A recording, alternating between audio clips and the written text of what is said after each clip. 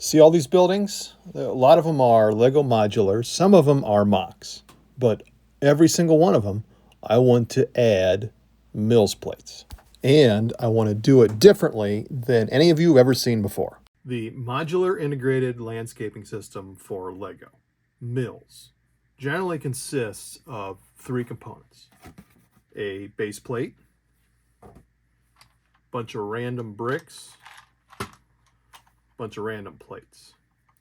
Now, we're going to do a MILS here without this. And here's why. I just don't like base plates. They don't have a whole lot of utility. See, you turn it over, it's smooth, it doesn't connect to anything else. You can put another base plate next to it and connect things that way, but you can't take a regular plate and easily connect these.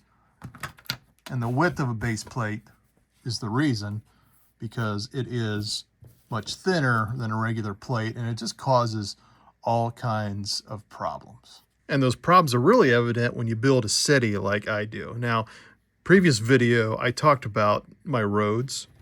Again, these are 2 bricks wide, set horizontally.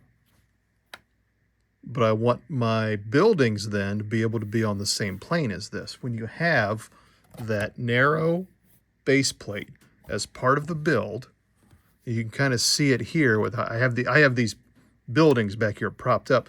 You can see, the base plate under there. It's one thing, and two, if you've got a modular, like this is the Boutique Hotel here on the right, it's built with a great base plate. That looks okay, but also it's going to be problematic to connect it in any way if you want to with roads or things like that. But then when you have a base plate that is a different color, like this is the Tudor corner here on the left, it was built on a green base plate, and you can see there above my finger, you can see that green. So for my city, with the way the math comes out with the narrowness of the base plate and what I want to do with the roads, it just becomes really problematic to be able to work a base plate into a MILS plate underneath these buildings.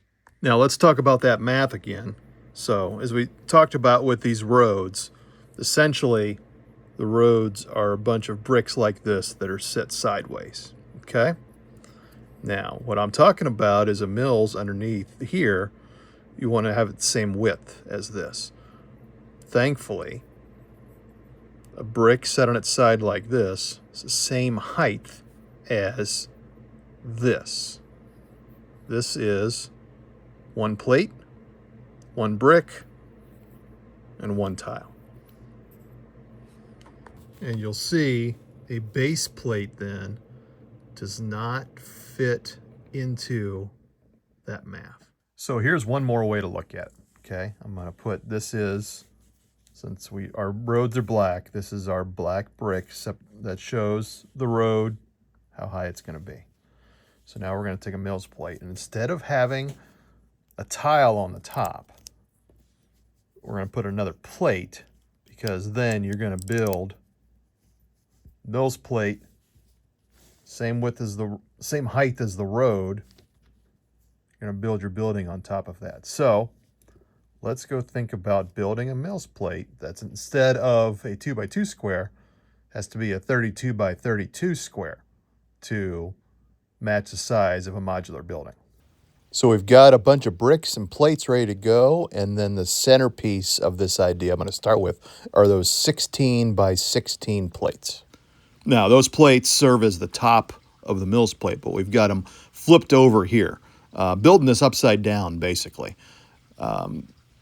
Here's the layer of bricks that are underneath the MILS plate, and then another layer of plates that is going to serve as the very bottom of this MILS plate.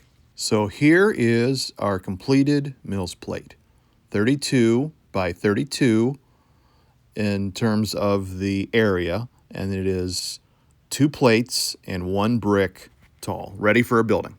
So the big difference in how I'm thinking about MILS, twofold. Number one, not using the base plate like we talked about.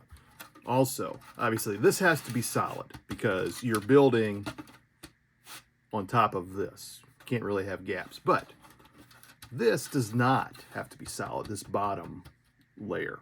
Usually it is. Usually it starts with the base plate. But if you're using these 16 by 16, you can get away with just having a little bit of support here. One just little drawback is when you have that open just like that, it can get a little springy when you're building. What I do is I just built myself a little spacer. Brick, tile, fits under here perfectly. You just set that there while you're building, and you don't have that springiness problem. Now, you're wondering about cost. And yes, one of the drawbacks in doing it this way, these 16 by 16 plates are pricey, okay? If you want one that's a unique, like generally, if you're thinking you want to do it in grays or blacks, I mean, you're hard pressed to find one of these in those colors for under $4 right now. And usually they're approaching $5 on Bricklink. That is a concern. However, you are saving a little bit by not having as much infrastructure down here. When you're doing the base plate and you're doing a bunch of little plates on the top, there are a lot of bricks inside here that you need to kind of build this up. So again, it comes down to individual preference and what your collection looks like, and what you can manage. And there's some instances where by going to a MILS plate, you can actually make money. Good example, the Palace Theater, that red base plate's pretty rare. You can sell that, just the base plate, for like around $18 right now. And on the detective office, that brown base plate, that's going for 20 bucks right now. Even with using the 16 by 16 plates, your MILS plate is going to come in cheaper than that. The other thing I'm going to think about is I've got all these wall displays that are built with plates. But this is a perfect example where I could swap out those plates, use them for MILS or other things, use base plates under there instead. Now, I have done one modular so far with this new method right here. When I parted out the town hall earlier this year, and you can see I did this a little bit differently. There's probably a little bit too many pieces in this base compared to what is needed. Again, I was just kind of playing around with this. But, you know, the big thing, too, is I'm picking this up, holding it by the base, and it is a lot easier, a lot more manageable. I'm not so worried about it being flimsy, holding it like this and falling over. So before we start laying out this new city, I'm going to be taking these modular buildings and converting them to MILS. So, love it if you would hit the subscribe button there and follow along, as we're going to be doing several more videos on this topic.